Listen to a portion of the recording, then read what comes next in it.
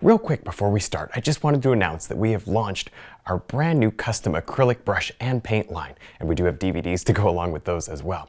As you know, I like for my acrylic paintings to look very much like my oil paintings, and I've designed this equipment to help me do just that. I'm really excited for you guys to give them a try. They're all available on our website. All right, let's jump into the painting.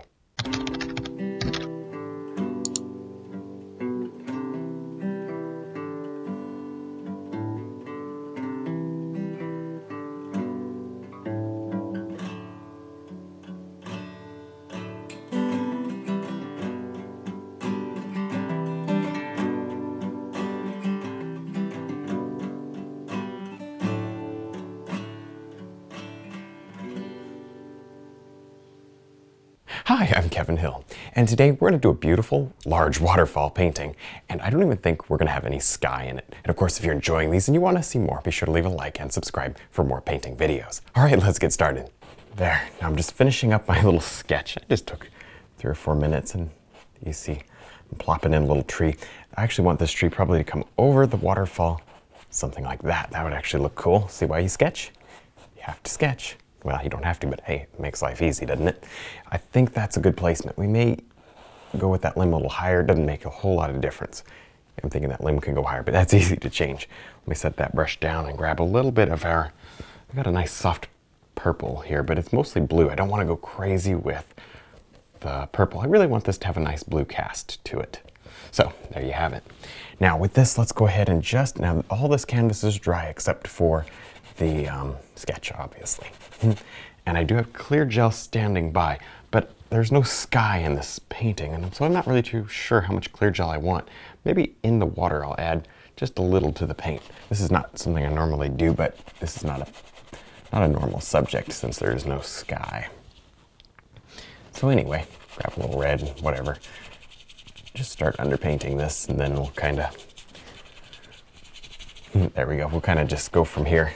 We can always wipe this area down if we need to. I'm just going to start blocking in the color, and yes, I'm going to lose a lot of my sketch.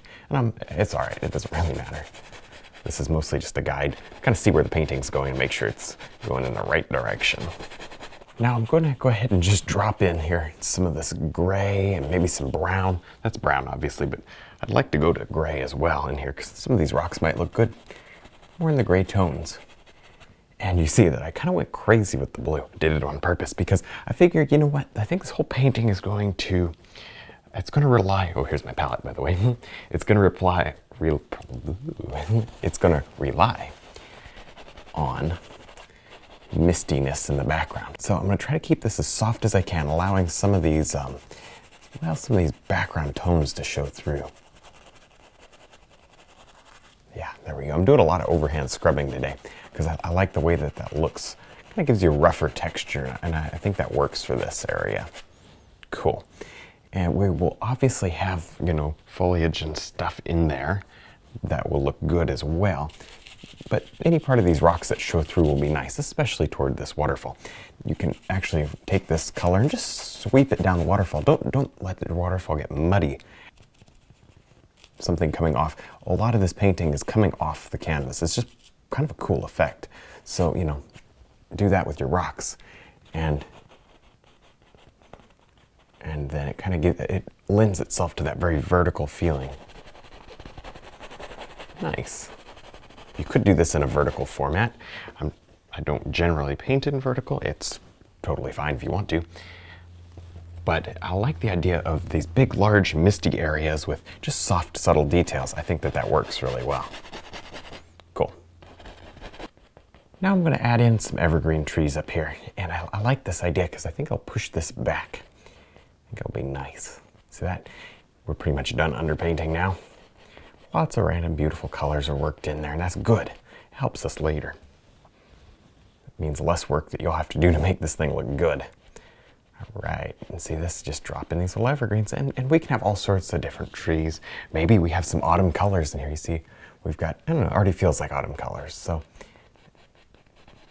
I'm thinking about those autumn colors, but a few evergreens, not a bad thing at all. Nice rough ones, actually. Just lends itself to kind of the wild looking bit of this painting. I don't know, just looks cool. Very nice. Leave lots of negative space and, you know, leave maybe pockets of this mountain showing through as well. A little one right there, just to fill it in there so it doesn't look like we placed them all one after another. Kind of makes it look natural.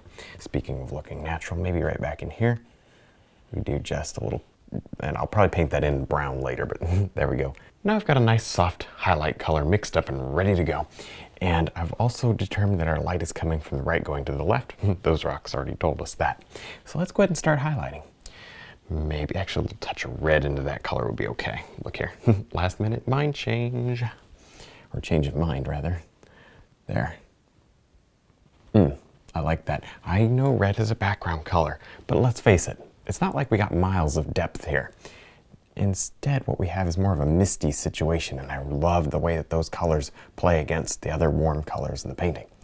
I wouldn't do this if this waterfall was miles and miles away, but it's very close. So there you go. That's my reason, and that's how I can get away with using warm colors in the background. Just had to explain it to make sure that it wasn't confusing, because sometimes color can be confusing. And you know, it's good to know what you're doing, or at least have a basic idea of how things should look in nature. Or actually how things do look, so that how things should look on your painting. There. You want to copy nature as best you can, and then you sort of, once you know how to do it, then you start playing with it. But you don't want to just start off in left field and then try to work back. Know what you're doing first, make it look natural, and then you can say, okay, I'm going to purposely do this or that for the sake of the painting. That's what I do, at least. I've really found it helpful. There we go. Now we've got a nice tinted white color. See that? It's not totally white. It's got a nice tint to it. A little bit of red and yellow will do it for this painting, at least. All right, now right up here, you know what? I haven't wiped this down, and I thought I might, just in case. So, tell you what, just for fun, I'm going to crumple up a paper towel. I do this a lot. Well, not a lot. I do this when I need to. Obviously, if you don't have to, why bother? But I'm just going to lightly rub down the waterfall and just remove a little bit of the extra paint. Okay, good to go. And now let's just come up here with my little detail round, a beautiful soft round brush. It's a nice one. And just stroke down. Obviously, this can be blended with the blender brush or with, the detail round wiped out, or just a different one. I'm going to stand back a little. It's got a nice long artist handle for a reason. It's not to look good. It's so that so you can get back on it and look down your canvas from a further distance. Look down the brush handle at your canvas. Cool. There we go. Look at that. I think I will soften this, but not a whole lot. Let's split that right around that rock there. Good. And we can work in blues. This is just the first initial light. We'll probably put more highlight and more shadow. That's the way things tend to have to go. Lots of highlight, lots of shadow. Now I'm going to drop in some of these branches right over everything that we just painted. See why we sketch? I had a basic idea of where I wanted this thing, even though I covered it up, and so it wasn't scary to put in. Not that it would be scary anyway, but hey, anything to make it easy, right? I like the way that those branches are dividing. That looks natural to me. One right here needs to cross over. We can't have just a bunch of branches that don't cross over. You could do this with a detail round or the liner brush. I'm just starting them out kind of with the 3/4 brush. There we go. That looks decent. Okay, so then of course we'll fill that up with leaves and it'll look all pretty and nice, and I don't know, just add a lot to the painting. And then right here maybe, let's do one that kind of comes in. That looks good, and even up. So we really fill it in. Going up, we want a lot of branches up in this area because I don't want to have to do a lot of detail up here. This is not the point of the painting. So let's get that covered with branches and stuff. They don't even have to be perfect. Some of them look a little goofy. They're going to be covered with leaves in just a few minutes. Well, okay, a little while.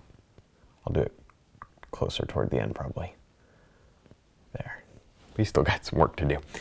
All right, over here, I want to do the same thing, just fill it in. This one I left open. It makes it even easier. Now with the detail round, I'm going to drop on quite a few little leaves up here, and I'm going to use a lot of different colors. I'm starting with brown, and I'll work this brown kind of in and around this area. And then I will change to other things, like maybe green into that. You know, whatever. Not too much of the green, but I like the idea of seeing a little touch of green in there. Why not? It helps to tie in with the painting. Not too much, just enough. There, this is a nice soft brush, so it layers paint pretty well. Plus, we don't have a whole lot of paint in that waterfall. If you're struggling with this, however, feel free to wipe it down with a paper towel. That will help. Now I'm going to layer on just a little highlight to the branches, kind of up in the leaf area. You see I already did the trunk here, just by stroking it with a nice light yellow color. Something that just goes with the painting. And now I'm just lightly stroking the branches up here. Every once in a while, you don't have to do the whole thing. Now I just finished up kind of highlighting some of these evergreens in here. I wasn't even sure how I wanted to do it, so I just started throwing color on it. That's what we got. So I like it. We're going to leave it. We may end up putting some stems. We're not painting flowers today, trunks. Oh boy. Might put some trunks in there. Now what I'm doing is I'm kind of looking overall at the painting and just figuring out what needs a little accent highlight. And of course I would use my detail round for this because it's a soft brush. Okay, are you guys tired of hearing me say the same thing? But I say it every time because it's important, because you'll get up here and try to do this with a filbert brush or something and you'll wonder why it doesn't come off like mine does. It really matters what brush you use. The soft brushes, you should use those last. Use the stiff brushes first. Right up in here, maybe give an accent to this tree. There. I like it. That looks good. And I'm going to do that. I'm just going to go around the painting, figuring out where we need these little accent highlights. I'll drop them in. As simple as that. One detail that might be fun to add is a little climbing vine up this tree. You've probably seen these before. They're not actually part of the tree. It's not like leaves are shooting out from the trunk. It's just the vine. And like you need me to tell you that, right? But anyway, there. I think it looks good. I think it adds a little interest, and I don't usually paint them. There's some good reasons to do it today because it's cool and it's fun. All right. You ever get that urge just to do something different? It can be something as simple as, doing a little climbing vine that you don't normally do.